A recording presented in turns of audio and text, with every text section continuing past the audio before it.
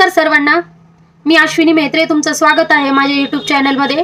आज आपण आरोग्यविषयक माहितीमध्ये आज आपण पाहणार आहोत खोकला म्हणजे काय, खोकला कसा होतो, खोकला का होतो, खोकल्याचे प्रकार कोणते, खोकल्यामध्ये कुठले औषध घेतले पाहिजेत, लहान मुलांची काय काळजी घेतली पाहिजे, लहान मुलांना किंवा मोठ्या माणसांना कुठली औषध दिली पाहिजेत, कुठली औषध टाळली पाहिजेत, याबद्दल सगळी प्राथमिक माहिती आपण घेणार आहोत।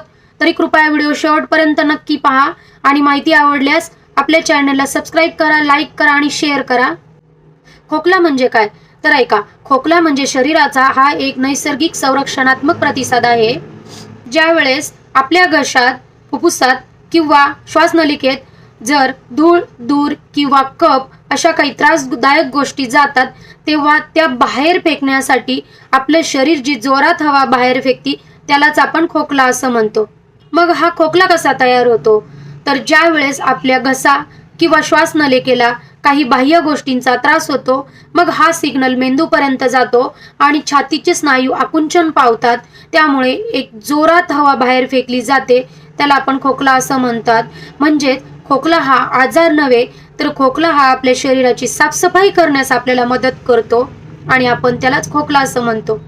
खोकला काय येतो ज्यावेळेस आपल्याला सर्दी झालेली असती, एखादं व्हायरल इन्फेक्शन असतं, खूप कफ झालेला असतो किंवा धूर किंवा धुळीचं इन्फेक्शन झालेलं असतं किंवा ॲलर्जीचा त्रास असतो, खूप जास्त प्रमाणात ॲसिडिटी झालेली असते किंवा दम्याचा त्रास असेल तर आपल्याला खोकल्याचा त्रास जास्त वाढू शकतो। आता आपण पाहू खोकल्याचे प्रकार। तर खोकल्याचे 6 प्रकार पडतात: ओला खोकला, कोरडा खोकला, क्रोनिक खोकला, दम्याचा खोकला, ॲलर्जिक खोकला आणि कुकरवाला खोकला। तर याची सविस्तर माहिती आपण पुढे घेऊ। तर प्रथमतः कोरडा खोकला। तर कोरड्या खोकल्यामध्ये आपल्याला कफ नसतो, फक्त घसा खवखवतो आणि जळजळ जास्त होते।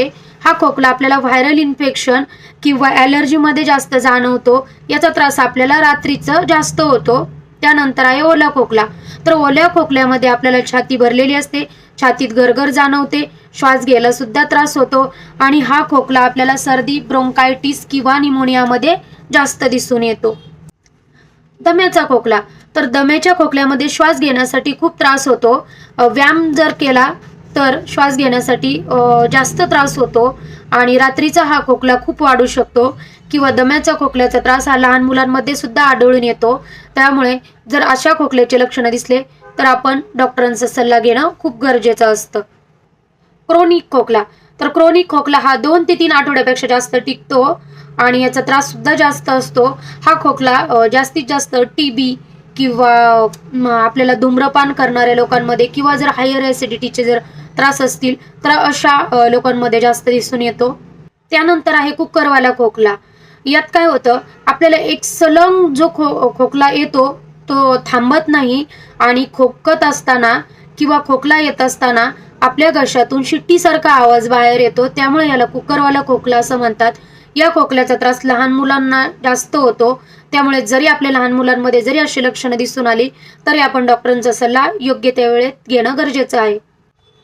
खोकला येत असेल तर लगेच औषध घ्यायचं का तर खोकला हा काही आजार नाही, तो आपल्या शरीराचा एक नैसर्गिक संरक्षणात्मक प्रतिसाद आहे। त्यामुळे आधी थोडासा घरगुती उपाय करू शकता आणि जर खोकल्यात जर कमीच होत नसेल तर औषध कधी घ्यायचं, ज्यावेळेस तुम्हाला झोप येत नसेल किंवा खूप कफ जाणवत असेल त्यावेळेस औषध घ्यायचं। औषध स्वतःहून नाही घ्यायचं, कारण सगळ्या खोकल्याचे औषध सेम नसतात।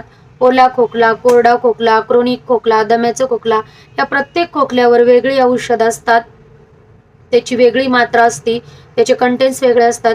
त्यामुळे स्वतःहून औषध न घेता डॉक्टरांचा सल्ला घ्या आणि डॉक्टरांच्या सल्ल्यानेच औषध घ्या।